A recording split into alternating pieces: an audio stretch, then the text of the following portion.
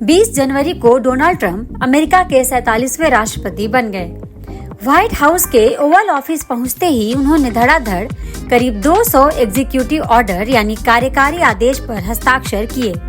इनमें से कई आदेश बहुत बड़े और अमेरिका की अब तक के रुख से उलट हैं। खास तौर पर जन्म लेते ही अमेरिकी नागरिकता मिलने के अधिकार को चुनौती, पेरिस जलवायु समझौते और विश्व स्वास्थ्य संगठन यानी WHO से अलग होने की घोषणा बड़े फैसले हैं।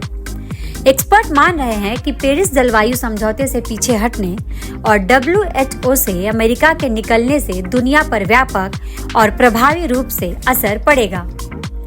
ट्रंप के ये फैसले और आदर्श उनकी अमेरिका फर्स्ट की नीति से प्रेरित हैं। घरेलू और विदेशी दोनों मोर्चों पर वह उन्हीं नीतियों को आगे बढ़ा रहे हैं जिनसे अमेरिका को फायदा हो। लेकिन इन फैसलों से कल्याणकारी वैश्विक व्यवस्था, जिसका एक बड़ा आधार अमेरिकी फंडिंग है, आगे इस रकम के न मिलने से ये सारी व्यवस्थाएं लड़खड़ा जाएंगी। खासकर उन देशों की स्वास्थ्य व्यवस्था पर बड़ी चोट पड़ेगी जिनकी योजनाएं पूरी तरह से WHO की आर्थिक सहायता पर निर्भर हैं। यहाँ हम बात अमेरिका से WHO को मिलने वाले वार्षिक फंड यानी अनुदान की करेंगे। दुनिया और अमेरिकी लोगों की अच्छी सेहत और स्वास्थ्य सुरक्षा देने के लिए अमेरिका हर साल WHO को मोटी रकम जारी करता आया है। WHO का सबसे बड़ा सहयोगी और सबसे ज्यादा फंड देने के अलावा अमेरिका स्वास्थ्य की इस अंतर्राष्ट्रीय संगठन के साथ मिलकर नए स्वास्थ्य खतरों से निपटने के लिए भी काम करता आया है।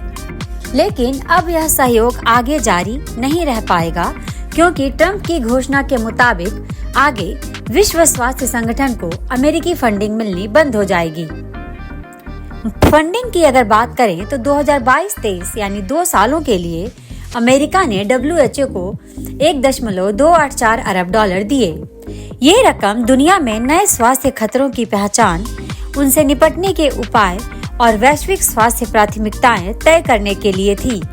WHO से अमेरिका के पीछे हटने से एक बड़ा सवाल ये है कि वैश्विक स्वास्थ्य सुरक्षा देने के लिए दोनों जो प्रोग्राम चला रहे थे, अब उसका क्या होगा।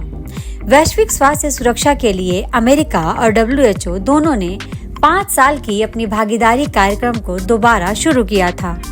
वे अपने ग्लोबल हेल्थ सिक्योरिटी एजेंडा, जिसे GHSA कहा जाता है, वह 2028 तक चलना है।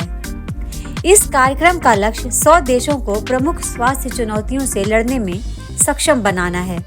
जहां तक बात महामारी से लड़ने की है तो WHO के अभियानों में अमेरिका की एक बड़ी भूमिका रही है। mpox जैसी महामारी पर नियंत्रण और उस पर रोक लगाने के लिए अमेरिका WHO के साथ मिलकर काम करता आया है। केवल mpox से लड़ने, उसकी वैक्सीन की डिलीवरी और अफ्रीका के 6 देशों में क्षमता निर्माण के लिए अमेरिका ने $22 मिलियन जारी किए। जानकार अफ्रीका में mpox महामारी से लड़ने, उससे निपटने और वैक्सीन की आपूर्ति के लिए दोनों के बीच करीबी सहयोग का होना जरूरी मानते हैं। यही नहीं, मार्बर्ग वायरस डिजीज से लड़ने के लिए अमेरिका ने 2024 में रवांडा और WHO के साथ भागीदारी की। विश्व के बेहतर स्वास्थ्य के लिए अमेरिका और WHO के बीच भागीदारी दशकों पुरानी है। बात चाहे संघर्षों, प्राकृतिक आपदाओं या महामारी फैलने की वजह से जीवन रक्षक मदद देने की हो, अमेरिका और WHO चुनौतियों के बीच हमेशा आगे आए हैं। खासकर कमजोर और गरीब आबादी को बचाने और उसे सुरक्षित रखने में अमेरिका WHO के माध्यम से एक जिम्मेदार देश की भूमिका निभाते आया है। अफ्रीका में जब इबोला महामारी फैली तो भी वह पीछे नहीं हटा। महाद्वीप में स्वास्थ्य व्यवस्था और ढांचा कमजोर न पड़े, इसके लिए उसने WHO की भरपूर मदद की। विश्व स्वास्थ्य संगठन की शुरुआत की अगर बात करें तो यह 1948 में अस्तित्व में आया। WHO संयुक्त राष्ट्र यानी UN की ही एक एजेंसी है जो महामारी से लेकर आपात स्वास्थ्य चुनौतियों से लड़ने के साथ साथ देशों को तकनीकी मदद, सुझाव और उनके लिए कार्यक्रम चलाती है। ट्रंप ने साल 2020 में भी WHO को जारी होने वाले फंड में आंशिक रूप से कटौती की थी और इससे अलग होने की प्रक्रिया को आगे बढ़ाया था। लेकिन 2021 में जब बाइडेन आए तो उन्होंने ट्रंप का फैसला पलट दिया।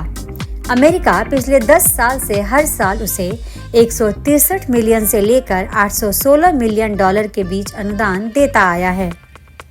WHO के बजट की अगर बात करें तो साल 2024-25 के लिए WHO का प्रोग्राम बजट 6,834.2 अरब डॉलर है।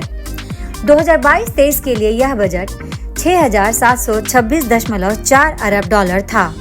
यह बजट बेस प्रोग्राम, पोलियो उन्मूलन, स्पेशल प्रोग्राम, इमरजेंसी ऑपरेशंस और अपील पर खर्च होता है। WHO को फंड देने वाले टॉप 10 देशों की अगर बात करें तो इसमें अमेरिका शीर्ष पर है।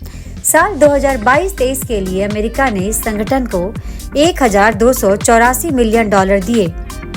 फंड देने में अमेरिका के बाद जर्मनी का नंबर आता है।